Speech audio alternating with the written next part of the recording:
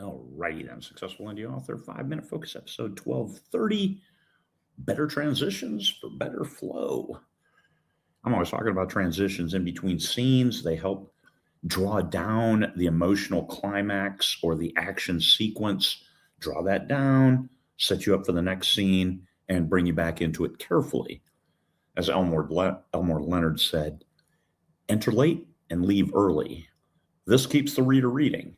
If you keep moving around too fast, or if you drag it out for so long, then it doesn't necessarily keep the reader on board. And we don't want to give the reader a chance to stop reading because they may not come back. And we don't ever want the reader not coming back. We only want them stopping when they absolutely have to get to sleep for their work the next day so they can hurry home and continue reading your book. That's what you want. So transitions can't be tedious. They need to be quick, but they need to draw down, give the reader an emotional break, an action break, let their heart slow down, and then set up the next scene. So think about my favorite, Star Trek, the original series. He's dead, Jim. And then you get the music. Bah! Like, oh my God. So your emotional high, your heart's racing because he's dead, Jim. And then it draws down. Usually go to a commercial. That commercial is not the transition. It's a chance to give you to think about what just happened. And it's the cliffhanger that sets you up. So we call it an open loop because it's just a loop. It's not necessarily a cliffhanger because the story doesn't end. It never ends on he's dead, Jim. And then they come back from the commercial break. And where are you? It's a different scene setup. Now you might see the bridge of the Enterprise. People are doing their thing. And people are worried and concerned and set up for the next emotional journey that you're going to go on. But that's how it works. You bring this down. Okay, you set them up. All right, it's still hanging. Like, oh my God, is he really dead? What are we going to do now? Well, set up and keep it quick. It might be one sentence. It might be one paragraph. It's definitely not multiple pages unless you're writing epic fantasy.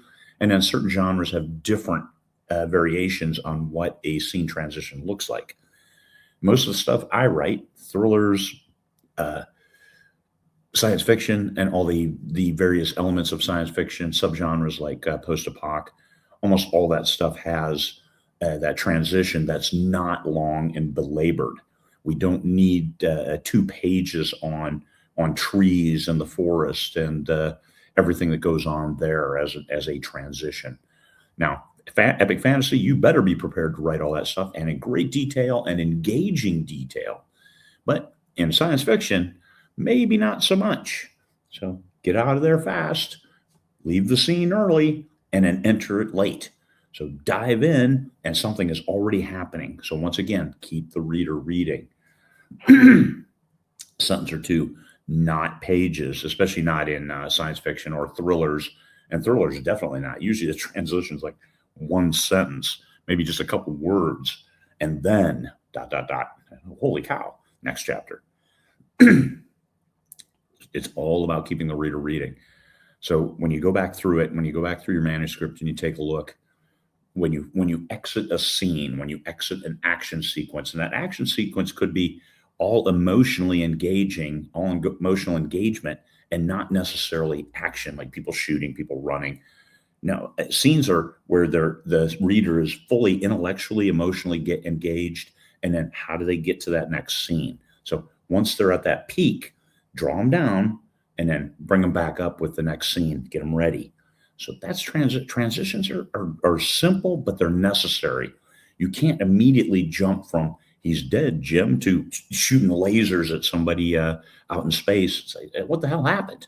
Got to set them up, got to drag them down, and then set them back up for the next strike. Hit them with that 10 pin. All right. Okay. Hopefully that helps. I mean, it's a lot of nebulous talk, but every book is unique. Every book is unique. Just think about how you draw somebody down from something that's so emotionally engaging or so action and their heart's racing. How do we draw them down just enough where we keep them engaged and then bring them back into that next sequence, the next pearl on the string of pearls that is the story that you're writing. Peace, fellow humans.